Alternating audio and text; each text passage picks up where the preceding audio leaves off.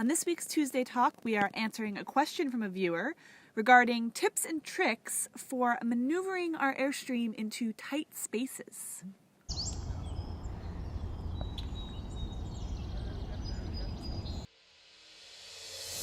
So I guess the first thing is, what is the very first thing we did with the Airstream once we picked it up? We practiced.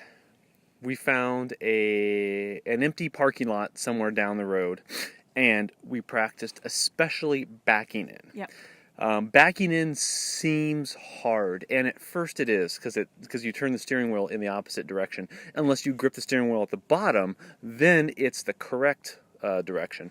Those are just tips that you'll pick up along the way. But we practiced for 10-15 minutes, so we weren't there all day. We just had a little practice session just to get me, and I'm the one who primarily drives. Well, right now I'm the only one who drives the truck with the trailer. But practice really does make perfect. Yeah, so it was practice both for him, how he has to turn the wheel and everything to go the correct direction to get the Airstream into the spots, but also for me, because I'm your spotter, and I'm the one who is directing him in his mirrors and telling him the back of the Airstream needs to go this way or the back of the Airstream needs to go that way. So it was practice really for both of us, because it just takes a little bit of work to know, like, how far past the spot you need to drive, where the back of the Airstream needs to start to get into tight spots, things like that. And even that, sometimes we still don't do it perfect the first time. And we've been doing this for months now. Oh yeah. And some spots are trickier than others. Yeah. And so we'll start at the Airstream at the wrong spot, and then he'll start pulling in. I'll be like, oh, that's not going to work. And so I'll walk up to the window and tell him what's wrong, and then we can figure out together how to fix it. Yeah. And we're assuming that you have somebody to help you. If you're by yourself, if you're doing this by yourself, obviously it's going to be a little bit different. Yeah. You'll just have to be a little bit more proactive about getting out of the truck and actually looking around your surroundings. And that's really the first thing we do before we even consider where to turn, where to back in, where to place the tires, is we drive up usually parallel or around the spot that we want. We both get out of the truck. We walk around the entire area, decide where we want the Airstream first. Yes. And based on trees around us and whether we want solar and all those things that really yeah, all those what's the word I'm looking for?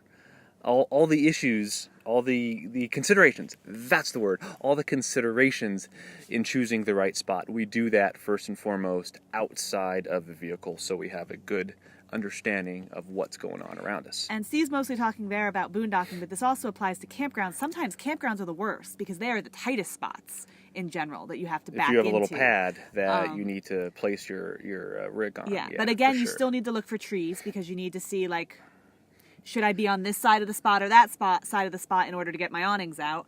You need to look to see that your cords are going to reach, a bunch of things like that. So it's really important to get out and look first before you start trying to back into any spot, really. That's right. Yeah. So like we said, if you're doing this by yourself, it's going to be a little bit different. Since I'm Steve's spotter, I'm in the back of the Airstream. I'm telling him, using very simple hand motions, which way the back of the Airstream needs to go. That's how we direct each other. So if I point this way, it means the back of the Airstream needs to go this way. If I point that way, the back of the Airstream needs to go that way. And if I go like this, I mean just continue backing up. Pretty simple stuff.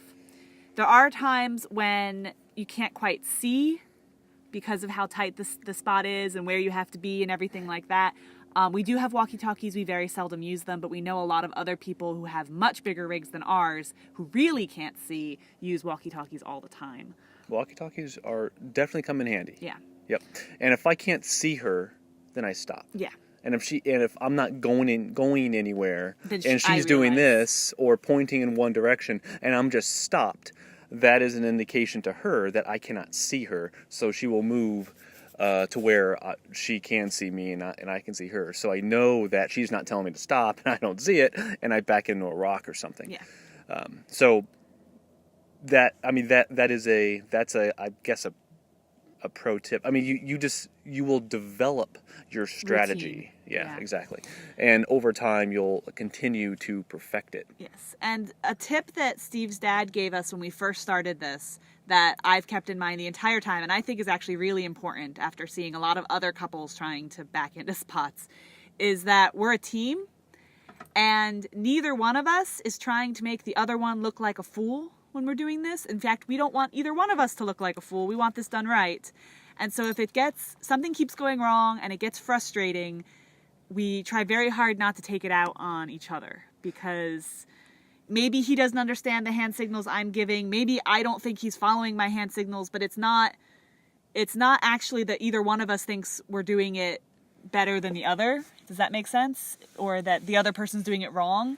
It's just miscommunication. And so we just need to calm down and get things settled. Communication's big. Yeah. So if you don't understand, you don't know something, stop and figure it out first before you back into something. And have patience with your partner. That's right. I would say that some of the worst fighting or unhappiness we've seen is people pulling into campgrounds.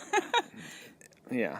Because of And sometimes we'll just see the passenger sitting in the passenger seat as the driver's trying to maneuver.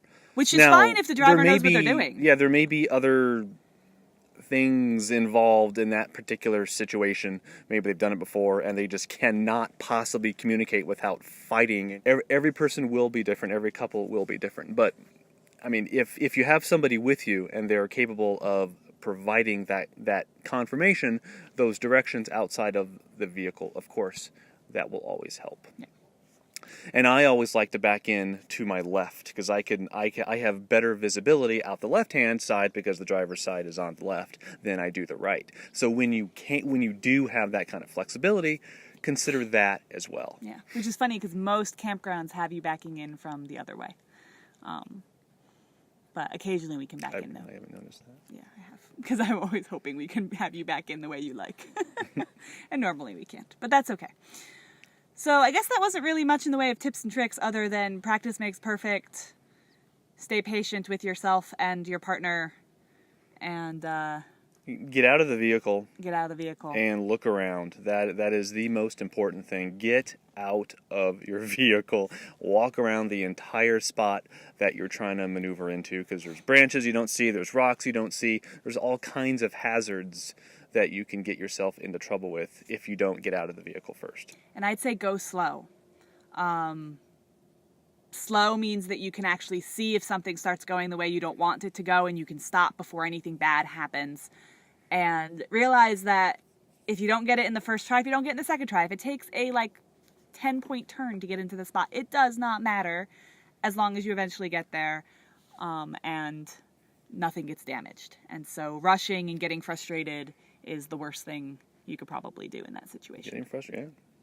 That's not good. Nope. But it's easy to do. It is. But it's still not good. Especially after a long travel day. You just want to get into the spot. Yes, but absolutely. Patience is a virtue that we all have to work on. or you could just get a nice big pull through in your car. There you go. Sometimes we do that. That's an option as well. Sometimes it's just we don't want to deal with this. We're just going to pay the extra for a pull through. And if you don't feel confident, find another spot, especially if you're boondocking. True. And there's trees on either side and you really want that spot, but you're not sure, you're not really confident, find something else. Yeah. Even a campground. It's not worth risking several $1,000s in damage to get that perfect spot. Yeah.